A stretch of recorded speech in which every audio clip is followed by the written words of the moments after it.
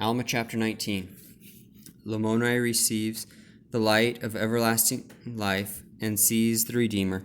His household falls into a trance, and some see angels. Ammon is preserved miraculously. He baptizes many and establishes a church among them. And it came to pass that after 2 days and 2 nights they were about to take his body and lay it in a sepulchre, which they had made for the purpose of burying their dead. Now the queen, having heard of the fame of Ammon, therefore she sent and desired that he should come in unto her. And it came to pass that Ammon did as he was commanded, and went in unto the queen, and desired to know what she would that he should do. And she said unto him, The servants of my husband have made it known unto me that thou art a prophet and of a holy God, and that thou hast power to do many mighty works in his name. Therefore, if this is the case, I would that ye should go in and see my husband, for he has been laid upon his bed for the space of 2 days and 2 nights, and some say that he is not dead, but others say that he is dead, and that he stinketh, and that he ought to be placed in the sepulchre. But as for myself, to me he doth not stink. Now this was what Ammon desired, for he knew that King Lamoni was under the power of God. He knew that the dark veil of unbelief was being cast away from his mind, and the light which did light up his mind, which was the light of the glory of God, which was a marvelous light of his goodness, yea, that this light had infused such joy into his soul, the cloud of darkness having been dispelled, and that the light of everlasting life was lit up in his soul. Yea, he knew that this had overcome his natural frame, and he was carried away in God. Therefore, what the queen desired of him was his only desire. Therefore, he went in to see the king, according as the queen had desired him. And he saw the king, and he knew that he was not dead. And he said unto the queen, He is not dead, but he sleepeth in God, and on the morrow he shall rise again. Therefore bury him not. And Ammon said unto her, Believest thou this? And she said unto him, I have no witness save thy word, and the word of our servants. Nevertheless, I believe that it shall be according as thou hast said. And Ammon said unto her, Blessed art thou, because of thy exceeding faith. I say unto thee, woman, there has not been such great faith among all the people of the Nephites. And it came to pass that she watched over the bed of her husband from that time even until that time on the morrow which Ammon had appointed, that he should rise. And it came to pass that he arose according to the words of Ammon, and as he arose, he stretched forth his hand unto the woman, and said, Blessed be the name of God, and blessed art thou, for as sure as thou livest, behold, I have seen my Redeemer, and he shall come forth and be born of a woman, and he shall redeem all mankind who believe on his name. Now when he had said these words, his heart was swollen within him, and he sunk again with joy. And the queen also sunk down, being overpowered by the Spirit. Now Ammon, seeing the Spirit of the Lord poured out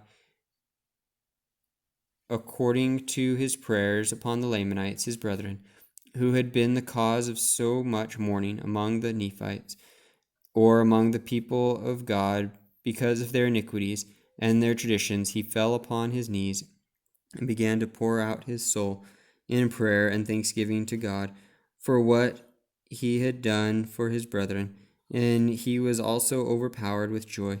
And thus they all three had sunk to the earth. Now when the servants of the king had seen that they had fallen, they also began to cry unto God, for the fear of the Lord had come upon them also. For it was they who had stood before the king and testified unto him concerning the great power of Ammon. And it came to pass that they did call on the name of the Lord in their might, even until they had all fallen to the earth, save it were one of the Lamanitish women, whose name was Abish. She, having been converted unto the Lord for many years, on account of a remarkable vision of her father. Thus, having been converted to the Lord, and never having made it known, therefore, when she saw that all the servants of Lamoni had fallen to the earth, and also her mistress the queen, and the king and Ammon lay prostrate upon the earth, she knew that it was the power of God, and supposing that this opportunity, by making known unto the people what had happened among them, that by beholding this scene it would cause them to believe in the power of God. Therefore she ran forth from house to house, making it known unto the people, and they began to assemble themselves together unto the house of the king. And there came a multitude, and to their astonishment they beheld the king and the queen and their servants prostrate upon the earth, and they all lay there as though they were dead. And they also saw Ammon, and beheld he was a Nephite. And now the people began to murmur among themselves, some saying that it was a great evil that had come upon them, or upon the king and his house, because he had suffered that the Nephite should remain in the land. But others rebuked them, saying, the king hath brought this evil upon his house, because he slew his servants, who had had their flocks scattered at the waters of Sebus. And they were also rebuked by those men who had stood at the waters of Sebus and scattered the flocks which belonged to the king.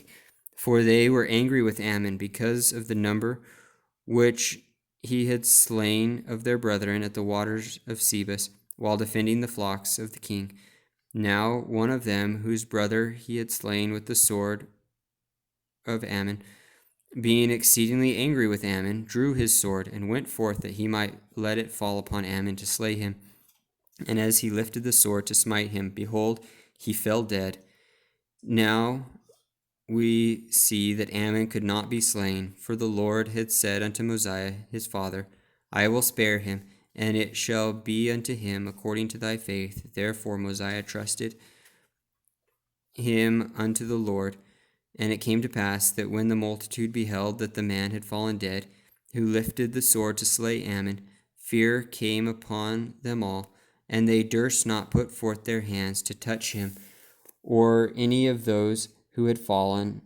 And they began to marvel again among themselves, what could be the cause of this great power, or what all these things could mean. And it came to pass that there were many among them who said that Ammon was the Great Spirit, and others said that he was sent by the Great Spirit. But others rebuked them all, saying that he was a monster who had been sent from the Nephites to torment them. And there were some who said that Ammon was sent by the Great Spirit to afflict them because of their iniquities, and that it was the Great Spirit that had always attended the Nephites, who had ever delivered them out of their hands. And they said that it was this Great Spirit who had destroyed so many of their brethren the Lamanites.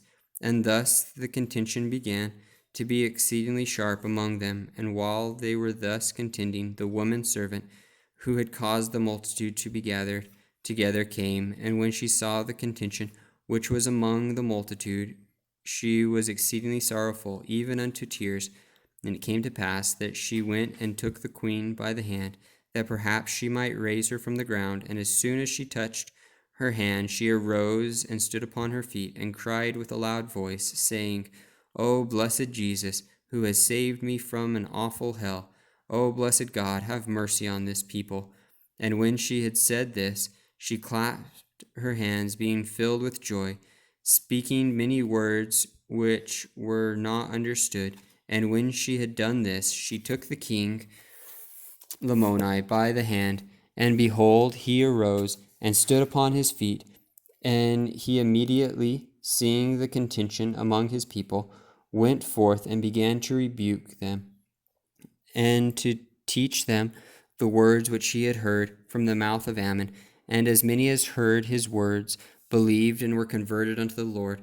And there were many among them who would not hear his words. Therefore they went their way, And it came to pass that when Ammon arose, he was also administered unto them, and also did all the servants of Lamoni, and they did all declare unto the people the selfsame thing, that their hearts had been changed, that they had no more desire to do evil. And behold, many did declare unto the people that they had seen angels and had conversed with them, and thus they had told them things of God and of his righteousness. And it came to pass that there were many that did believe in their words, and as many as did believe were baptized, and they became a righteous people, and they did establish a church among them. And thus the work of the Lord did commence among the Lamanites.